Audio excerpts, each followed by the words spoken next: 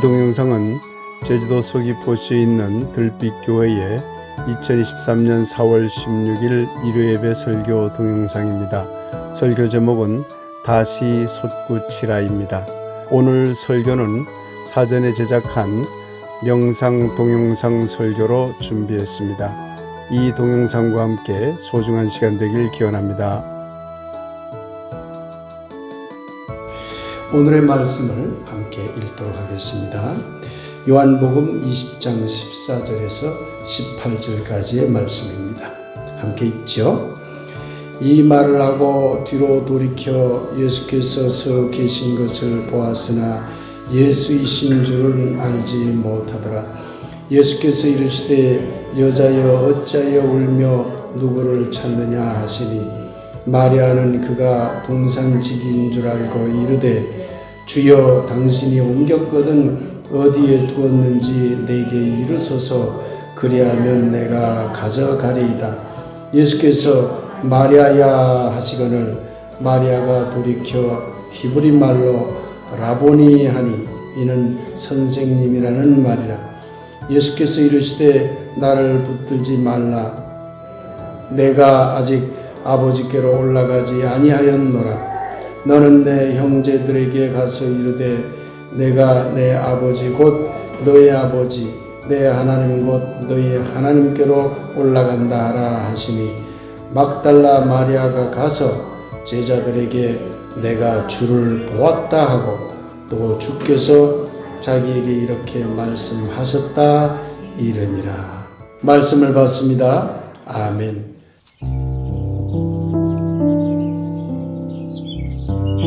동영상과 함께하는 명상설교 다시 솟구치라.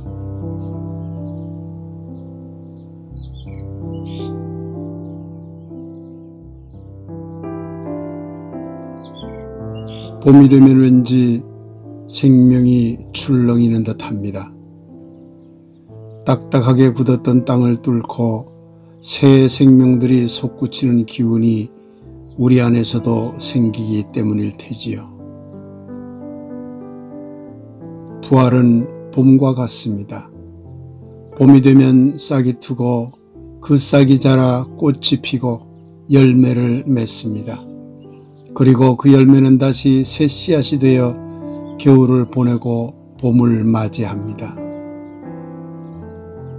이것이 부활입니다. 부활은 새로운 씨앗이 새로운 생명이 되고 새로운 생명이 새로운 열매를 맺고 새로운 열매는 또다시 새로운 씨앗이 되는 끊임없는 윤회와 같습니다.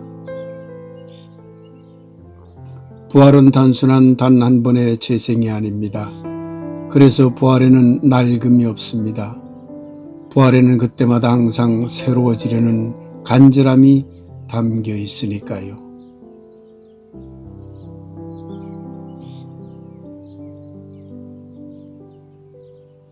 막달라 마리아는 예수님 시신이 놓인 무덤 굴을 찾아갔습니다. 거기서 부활한 예수님을 만났습니다. 그러나 마리아는 그가 예수님인 줄 몰랐습니다. 평소 예수님을 너무나 잘 알았던 막달라 마리아. 그런데 그가 어떻게 예수님을 알아보지 못했을까요?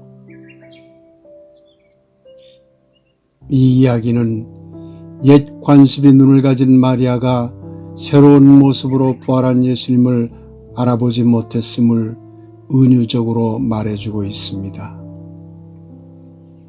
새롭게 부활한 자만이 새롭게 부활한 예수를 알아볼 수 있다는 것을 시사하는 이야기지요.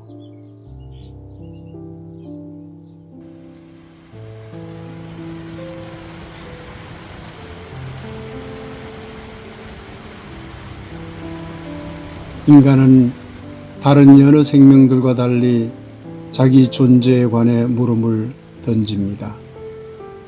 나는 누구인가? 나는 어디서 왔고 어디로 갈 것인가? 라고 묻는 유일한 존재입니다. 이것이 인간의 존재의식입니다.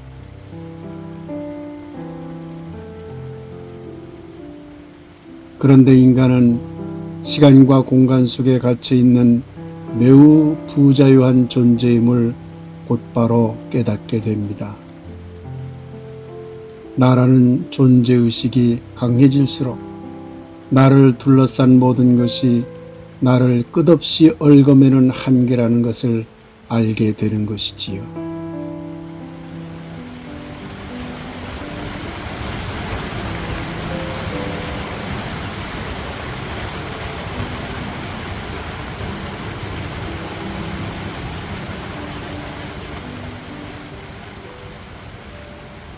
그런데 인간은 이런 실존적인 부조리에 좌절하면서도 동시에 그 부조리를 벗어나기 위해 몸부림칩니다. 산꼭대기로 밀어올린 바위가 다시 떨어질 것을 알면서도 또다시 바위를 밀어올리는 시지프스의 운명처럼 말입니다. 이것을 인간의 해방의식이라 할 수 있을 것입니다.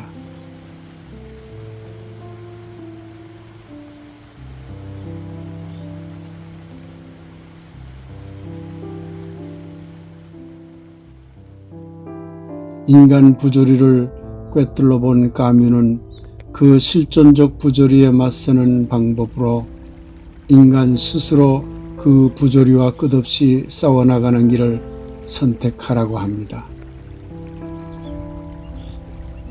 부조리로부터의 해방은 단 한 번의 사건으로 이루어지지 않습니다. 예수님은 단 한 번의 십자가 죽음과 단 한 번의 부활로 모든 것을 확정지은 죽음의 그리스도가 아닙니다. 부활은 거듭나기입니다. 생명은 어떤 경우에도 멈춰서지 않기 때문입니다. 죽은 듯 땅속에 있던 씨앗들이 굳은 땅을 뚫고 솟구치기를 봄마다 되풀이하는 것처럼 부활은 계속되는 과정으로만 존재합니다.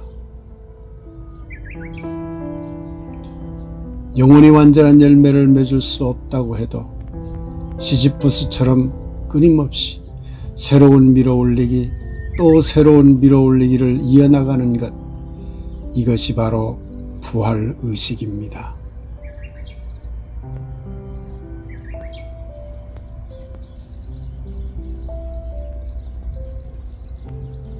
사랑하는 여러분, 일생을 한 번의 탄생으로 살아가는 사람들이 있습니다. 이런 사람을 부활의 사람이라 하기는 어렵습니다.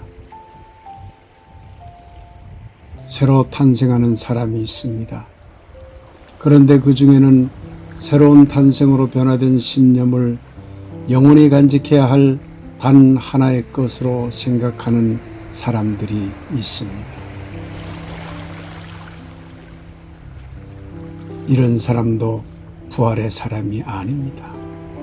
아무리 좋은 열매라 해도 그것을 더 이상 새롭게 싹 틔울 필요가 없는 마지막 열매로 생각하는 순간, 그 열매는 생명이 아니라 죽음이 되기 때문입니다. 그래서 부활은 생명의 영원한 거듭나기여야 합니다. 그래야만 생명은 계속 생명으로 남을 수 있기 때문입니다.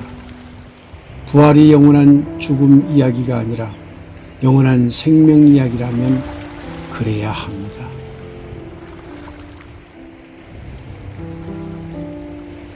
새로운 탄생을 경험한 사람 중에는 그 한 번의 새로운 탄생에 머물지 않고 또다시 새로운 탄생을 거듭하는 이들이 있습니다. 그들이야말로 부활의 사람들입니다. 그 끊임없는 과정 속에 생명이 자리 잡기 때문이지요. 사랑하는 여러분, 우리 안에 있는 생명의 씨앗을 솟구칩시다. 그리고 거기에 머물지 말고 또다시 새로운 씨앗을 솟구칩시다. 이 땅에 살 동안 우리가 몇 번의 봄날을 경험하게 될지 그 시공간적인 한계를 가진 생명의 부조리를 생각하면 아픔이 뒤따르지만 그래도 다시 새로운 씨앗을 솟구치는 일에 나섭시다.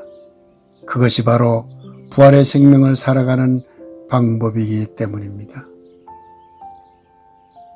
지금도 부활의 씨앗을 솟구쳐 새로운 생명으로 거듭나고 있는 예수님의 이름으로 여러분 안에 새로운 생명이 봄 같은 기쁨 속에 평안하시길 두 손을 모아 기도합니다.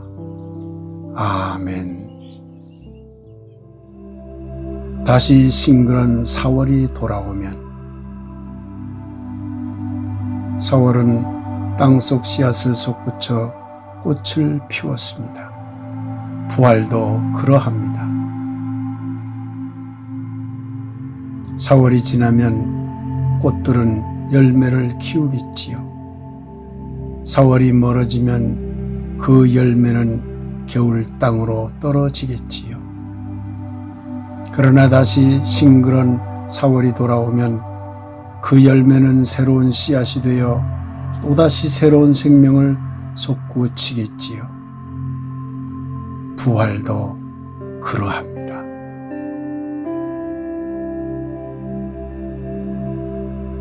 하늘이시여, 부활의 생명 거듭나기 그 아픔을 이겨내게 하소서. 아멘.